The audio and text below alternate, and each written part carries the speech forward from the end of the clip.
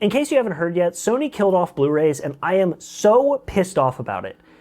Is probably what you think this video is about, but in reality, the headlines that I initially saw and what's actually happening are two very different things. And I have some thoughts about what's actually happening, and they're probably not what you think they would be, but I also have some concerns about what an action like this could mean in the future. So let's talk about Sony killing off Blu-rays, specifically recordable Blu-rays. And yes, I said recordable Blu-rays. That is actually what Sony is killing off, are the Blu-rays that you can buy that are blank in a spindle that you can put in your disk drive and write your own media to. And I was very concerned when I initially read the headlines talking about Sony killing off Blu-rays, because I thought they just went full mask off. You will own nothing and you will be happy. The only physical media format we'll be able to get anymore are DVDs, because those aren't Sony exclusive. But in reality, they are just killing off the recordable, unformatted Blu-rays. And that still sucks, but this is a spindle that I've had for quite a while of DVDs,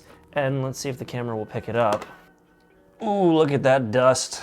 Yeah, that's a lot of dust.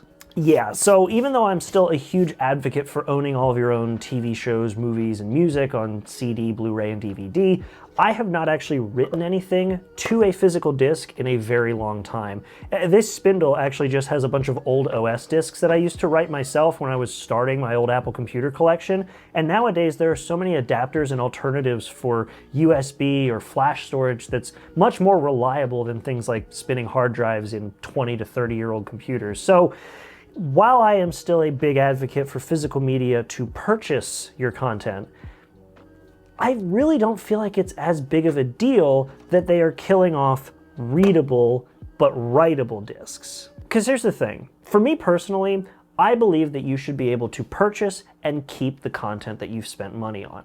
And when it comes to physical media, that is the best way to do it. And I've said this many times, you can check out the video over there where I talk about it, but for me, owning your content when you spend the money on it is very important. So when you buy a movie on Blu-ray or even DVD, no matter how many times it's updated, modified, removed, re-uploaded from a streaming service, when you have the disc, that is it. You do not have to worry about it going anywhere. In fact, if you really want to take some extra steps to keep it around on a drive and a disc, you can check out my video over there talking about why I rip my Blu-rays. But when it comes to the hardware that you're using for watching a movie versus using a readable Blu-ray disc, that is a very different set of hardware requirements.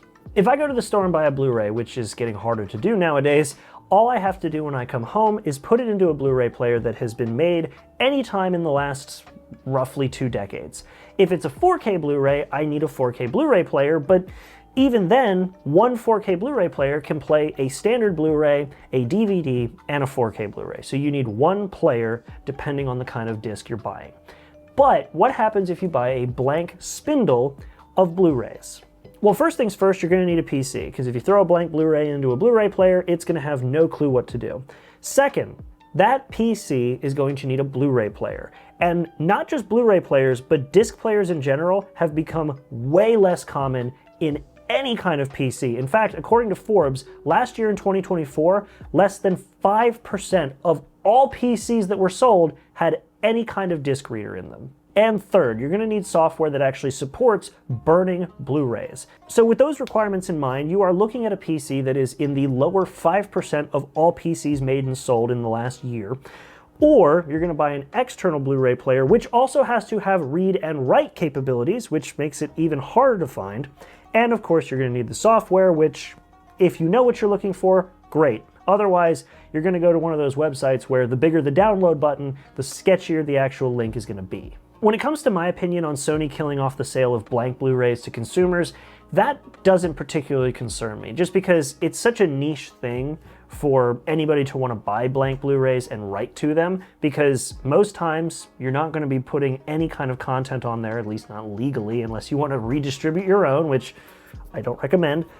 But also, if you're using them as storage media, you can buy something like an external flash drive or even an external hard drive for significantly cheaper rates, and they're usually going to be a bit more reliable if you spend the money to get them with much more storage available. Now, There is a worry that comes with this, though.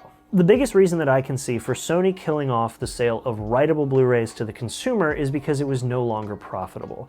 Obviously, if the market that you're selling something to is less than 5% of a whole market, it's a hard sell, and it's probably impossible to make any money on that unless you crank the prices of those discs, in which case you're going to drive down the number of people who want to buy them even more. But when will buying Blu-rays become no longer profitable? Because of course now Sony's main seller, or purchaser rather, is going to be the movie industry, the people who buy just pallets of blank discs to write movies to distribute those movies. How long will that remain profitable? That's my worry. Because at the end of the day, Sony is a business, and Sony has a right to choose what they do and do not want to sell. Whether I believe it is a good choice or not is really no matter in the grand scheme of things for a company. But overall, I think that Sony killing off the sale of Blu-rays to average consumers to write themselves, unfortunately, it kind of makes sense while still painting a bit of a bleak picture for the future of Blu-rays. But for now, buying your movies on Blu-ray is safe. It's just a question of how long it's going to remain profitable, and that is still my fear.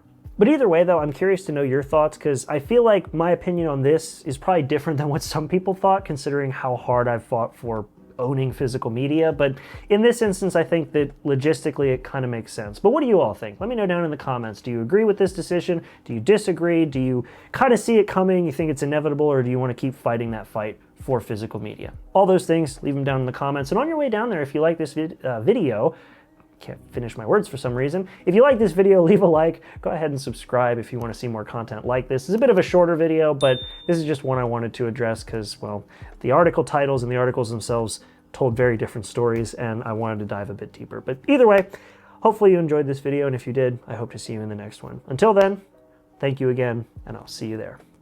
Have a good one.